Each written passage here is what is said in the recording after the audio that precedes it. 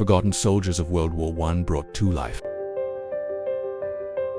John J. Pershing, Blackjack, commander of over 2 million American soldiers, relentless in precision, unsentimental in victory, yet deeply human in loss. He visited wounded men himself and wrote condolence letters by hand. To history, he was a titan. To his soldiers, he was the man who stood at the edge of every grave.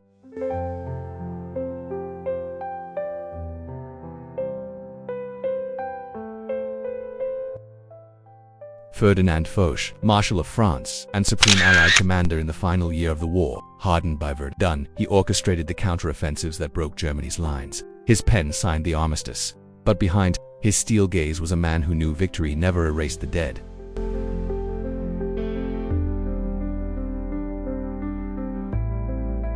Frank Buckles, the last living American veteran of the war. He wasn't a general, just a teenager who lied about his age to become an ambulance driver. He never fired a shot, but he witnessed what war did. Buckles lived to 110, long enough to be the final heartbeat of a vanished generation. In his last years, he reminded a forgetful nation of a war once called the Great One.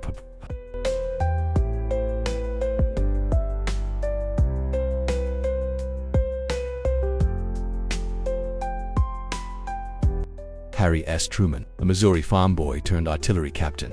He led his men under fire with discipline and dry humor, decisions that weighed heavier than any he later made as president. To him, the hardest choices were not in Washington but in France, with young soldiers waiting for his word under rainstorms of shells.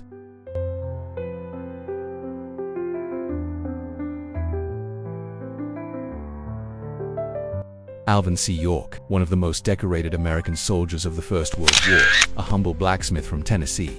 He carried deep faith and a heavy hesitation about killing.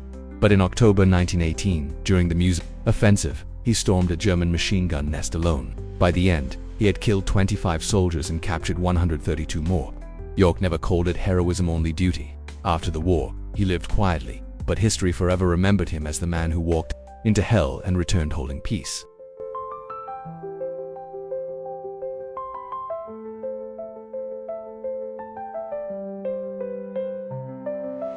John Cornwell, a boy of just 16 at the Battle of Jutland, mortally wounded early on, he refused to leave his gun post aboard his ship. When his body was found, he was still at his station waiting for orders that never came. For his devotion, he became one of the youngest recipients of the Victoria Cross, not for what he destroyed, but for what he endured.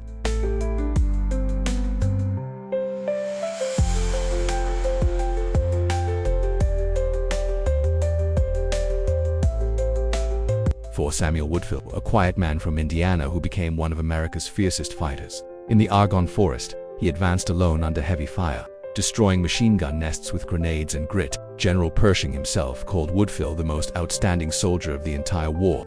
Yet Samuel returned home to live simply teaching digging wells, and walking through life as a man who had already survived the worst.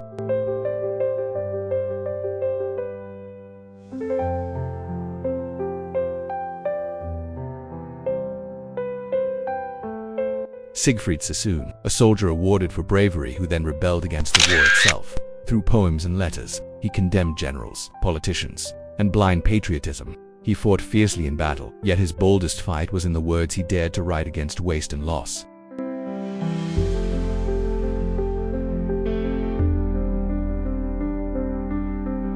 William Sheeman, a Jewish-American sergeant who ran toward death to save others. In August 1918, across days of fire, he repeatedly left cover to drag wounded men back to safety. When officers fell, he took command, pushing his unit forward until exhaustion consumed him. Nearly a century later, he finally received the Medal of Honor. His courage never expired, it simply waited for history to catch up.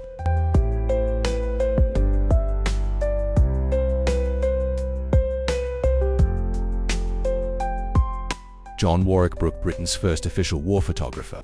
His weapon wasn't a rifle but a camera. He preserved the faces of mud-covered soldiers, the ruins of villages, and the still moments between shells. His work captured what bullets couldn't erase, the humanity of those who endured the trenches.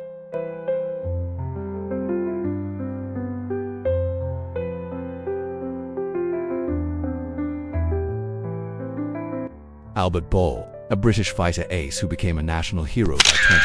With 44 confirmed victories, he soared alone, ambushed enemies, and still wrote poetry between missions.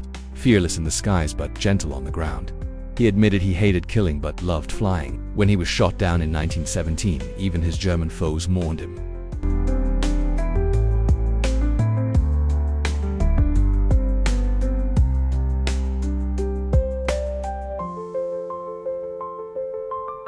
Henry Johnson, a railroad porter from Albany who became a silent legend. Serving with the Harlem Hellfighters, he stood guard one night when German raiders struck. Outnumbered, wounded, and nearly out of weapons, he fought with rifle, knife, and bare hands. He saved his comrade and repelled the enemy. When he came home, America forgot him, and he died poor and unrecognized.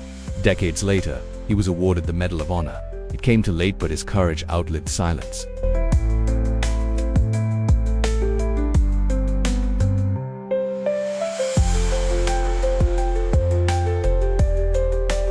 Vera Brittain, a woman who left her studies to serve as a nurse. She lost her brother, her fiancé and friends to the war, but refused to let grief silence her. Her memoir, Testament of Youth, became the voice of a generation swallowed by trenches. Though she never fought, the war never left her.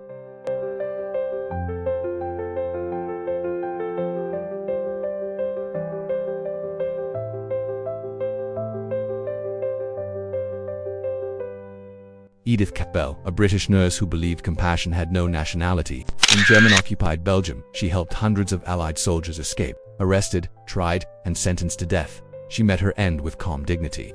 On her final morning, she said, "Patriotism is not enough. He must have no hatred or bitterness for anyone." She died a martyr of mercy.